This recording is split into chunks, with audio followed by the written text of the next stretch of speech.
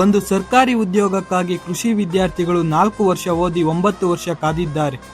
9 ವರ್ಷಗಳ ಬಳಿಕ ಎಒ ಮತ್ತು ಎಎಒ ಹುದ್ದೆಗಳ ನೇಮಕಾತಿ ನಡೆಯುತ್ತಿರುವ ಈ ಸಂದರ್ಭದಲ್ಲಿ ಸಾವಿರಾರು ಕೃಷಿ ವಿದ್ಯಾರ್ಥಿಗಳು ತಮ್ಮ ಬೇಡಿಕೆಗಳನ್ನು ಮುಂದಿಟ್ಟುಕೊಂಡು ಪ್ರತಿಭಟನೆ ನಡೆಸುತ್ತಿದ್ದಾರೆ. ವಿದ್ಯಾರ್ಥಿಗಳ ಪ್ರಮುಖ ಬೇಡಿಕೆಗಳು ಸರಳವಾಗಿವೆ. ಎಒ ಮತ್ತು ಎಎಒ ನೇಮಕಾತಿಯನ್ನು ಪ್ರತಿ ವರ್ಷ ನಡೆಸಬೇಕು.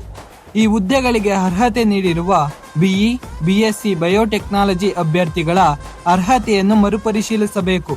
ರಾಜ್ಯ ಮತ್ತು ರಾಷ್ಟ್ರ ಮಟ್ಟದಲ್ಲಿ ಕ್ರೀಡೆಯಲ್ಲಿ ಸಾಧನೆ ಮಾಡಿದ ಕೃಷಿ ವಿದ್ಯಾರ್ಥಿಗಳಿಗೆ ಸ್ಪೋರ್ಟ್ಸ್ ಕೋಟಾದಡಿ ಅವಕಾಶ ನೀಡಬೇಕು. ಸ್ನೇಹಿತರೆ, ನಮ್ಮ ರಾಜ್ಯದಲ್ಲಿ ಪ್ರತಿ ವರ್ಷ 5,000ದಿಂದ 6,000 ಕೃಷಿ ವಿದ್ಯಾರ್ಥಿಗಳು ಪದವಿ ಪಡೆಯುತ್ತಾರೆ.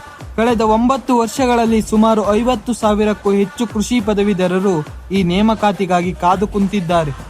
ಆದರೆ ಈಗ ಪ್ರಕಟವಾಗಿರುವ ಹುದ್ದೆಗಳು ಕೇವಲ 950.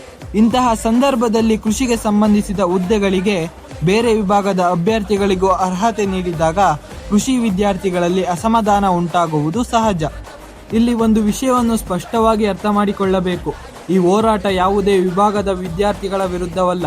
ಪ್ರತಿಯೊಂದು ಕೋರ್ಸ್ಗೂ ತನ್ನದೇ ಆದ ಮಹತ್ವ ಮತ್ತು ಅವಕಾಶಗಳಿವೆ. ಆದರೆ ಕೃಷಿಗೆ ಸಂಬಂಧಿಸಿದ ಹುದ್ದೆಗಳಲ್ಲಿ ಕೃಷಿ ವಿಷಯವನ್ನು ಆಳವಾಗಿ ಅಭ್ಯಾಸ ಮಾಡಿದ ವಿದ್ಯಾರ್ಥಿಗಳಿಗೆ ಆದ್ಯತೆ ನೀಡಬೇಕು ಎಂಬುದೇ ಪ್ರತಿಭಟನಾ ನಿರತ ವಿದ್ಯಾರ್ಥಿಗಳ ಮುಖ್ಯ ಬೇಡಿಕೆಯಾಗಿದೆ. ವಿದ್ಯಾರ್ಥಿಗಳು ಇಷ್ಟು ತೀವ್ರವಾಗಿ ಹೋರಾಟ ನಡೆಸುತ್ತಿರುವ ಈ ಸಂದರ್ಭದಲ್ಲಿ ಕೆಇಎ ಈ ವಿಷಯವನ್ನು ಗಂಭೀರವಾಗಿ ಪರಿಗಣಿಸಿ ವಿದ್ಯಾರ್ಥಿಗಳ ಬೇಡಿಕೆಗಳನ್ನು ಪರಿಶೀಲಿಸಿ ಸಾಧ್ಯವಾದ ಕ್ರಮಗಳನ್ನು ಕೈಗೊಳ್ಳಬೇಕು